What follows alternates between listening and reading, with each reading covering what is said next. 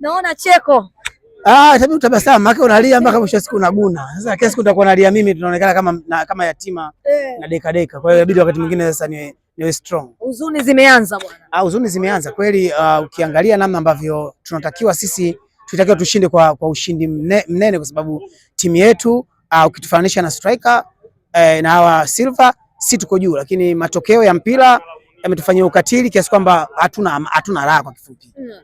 Na sasa afadhali hata mimi nilikuwa huko Dar es Salaam, sasa wale usafiri huko siku 5 na ukiongeza na siku 5 nyingine balaa zaidi. Safari ni ndefu. Safari ndefu sana. Tena inakuwa ni kama msibani. Maana mnaweza mkanuniana njia nzima.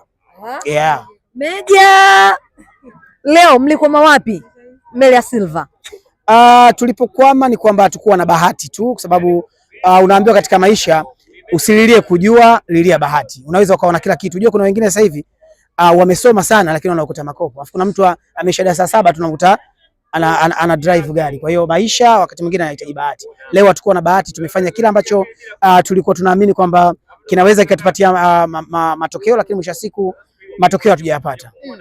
Kuna baadhi ya watu ambao tulikuwa tumekaa nao hapa tunawatazama nao mpira, walikuwa wanasema Yanga inacheza lakini ile mipango ya kutafuta bao ilikuwa haipo. Wewe umeliona hilo na unamwambia nini mwalimu Romain Folz ambaye kwa siku hii ya leo amesimamia mchezo? Siku za nyuma hapo makelele yalikuwa ni mengi kuhusiana na mbinu zake. Juzi nilikuwa naangalia michuano ya knockout ya mama, nikamwona kuna mtu anaitwa Ibrahim Mafia alipigwa kwa uwezo, lakini kuna ahadi ambayo walikuwa wameahidiwa mabondia wote kwamba ukishinda kwa knockout unapata milioni 10, ukishinda kwa kawaida unapata milioni 5. Sasa akaingia kwa kutafuta ile milioni 10 bila kujiweka vizuri. Kwa Folz ni nini?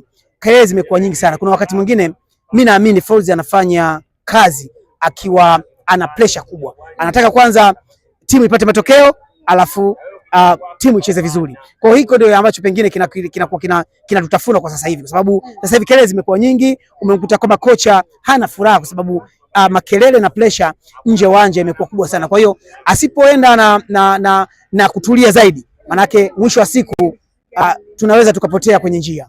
Kwa sababu kelele zimekuwa ni nyingi sana. Kuna baadhi ya mashabiki leo wa Yanga wanapika biriani na wengine wanaanikiza kwa sababu wanaamini kile kilio chao pengine kitaenda kusikika, kwa sababu wanadai kwamba walikuwa wanatoa maoni yao kuhusu kocha na hawajasikilizwa, na kilichotokea leo maana moja kwa moja wao hawaangalii chochote, watakuwa wanamtazama Folz. Kwa Folz kwa kifupi ana wakati mgumu sana.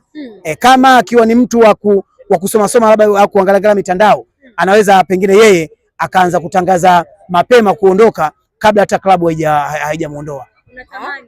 Mimi sitamani hivyo, lakini naamini kama ataingia kwenye mitandao leo akasoma comment za wanayanga ambao namna walivyochukulia hii mechi, pengine anaweza akasema jamani, huko mimi naamua niondoke. Wanasema Meja amechekea chooni siku hii ya leo. Kucheka mimi nacheka sehemu yoyote tu, lakini chooni unachekaje sasa? Unaweza kupata mafindo. Huwezi kucheka chooni bana. Meja kafurahia matokeo ya leo ya Yanga. Ya kufungwa? Hapana, huwezi. Unafurahia vipi sasa? Kwa sababu mimi unaona kama hivi timu ya Yanga inafanya vibaya, mtu wa kwanza ninayetafutwa sana ni mimi, kwa sababu nimetoka Simba nimekuja huko kwa ajili ya kupata furaha. Furaha huko nayo kidogo ishaenda hali jojo. Kwa hiyo nafuatwa na vipaza sauti na media kwa ajili ya kuonekana kwamba mimi nimejisikia kiukweli, nimehuzunika sana, lakini haiwezekani kila siku nikawa nalia. Mtaona kama mimi nadeka, lakini ukweli ni kwamba nimehuzunika sana. Matokeo ya leo kwangu mimi hayajawa rafiki. Kufungwa na timu ambayo ukiangalia kwenye viwango tumeizidi.